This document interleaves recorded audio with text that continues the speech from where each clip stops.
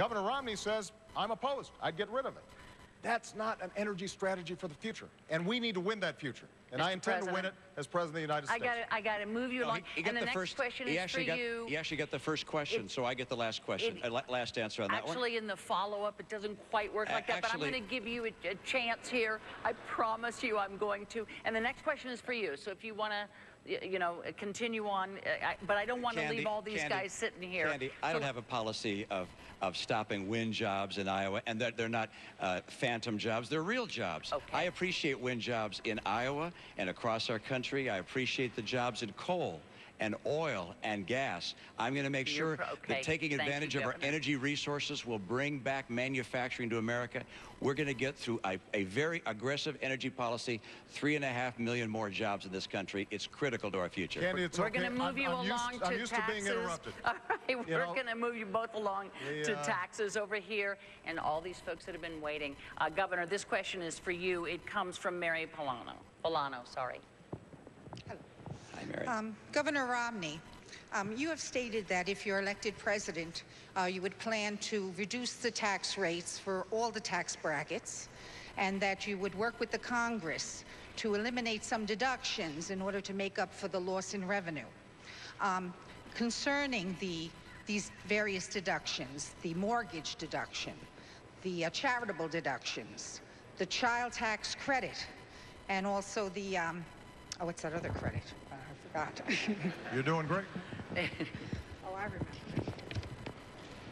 The education credits, which are important to me because I have children in college. What would be your position on those things, which are important to the middle class? Thank you very much.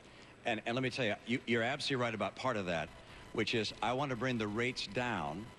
I want to simplify the tax code, and I want to get middle-income taxpayers to have lower taxes.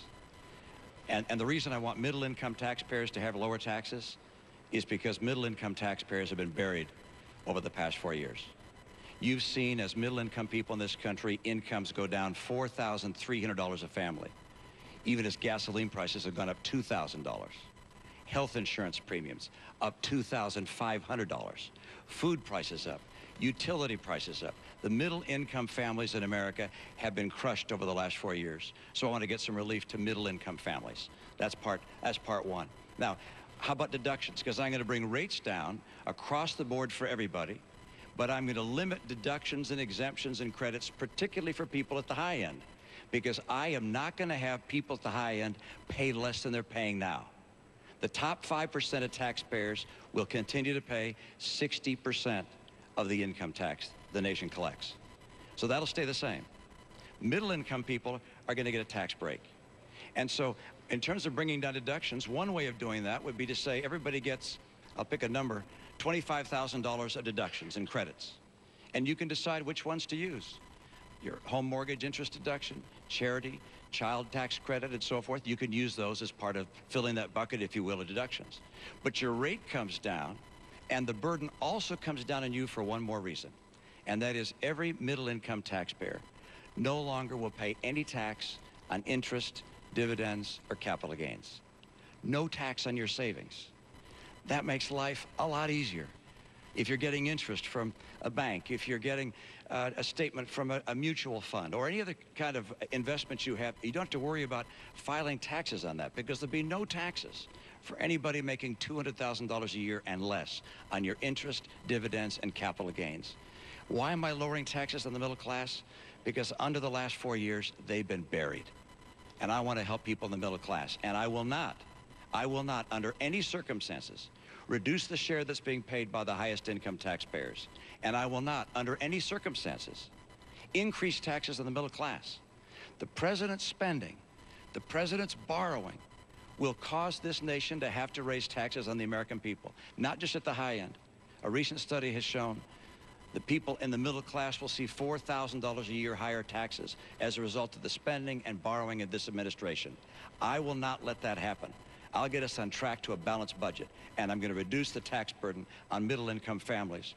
And what's that going to do? It's going to help those families, and it's going to create incentives to start growing jobs again in this country. Thanks, Governor. Thank you.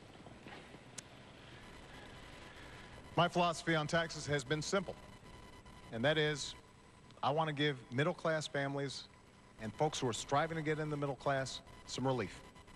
Because they have been hit hard over the last decade, over the last 15, over the last 20 years. So 4 years ago, I stood on a stage just like this one. Actually, it was at a town hall, and I said I would cut taxes for middle-class families. And that's what I've done, by $3,600. I said I would cut taxes for small businesses, who are the drivers and engines of growth. And we've cut them 18 times. And I want to continue those tax cuts for middle-class families and for small businesses.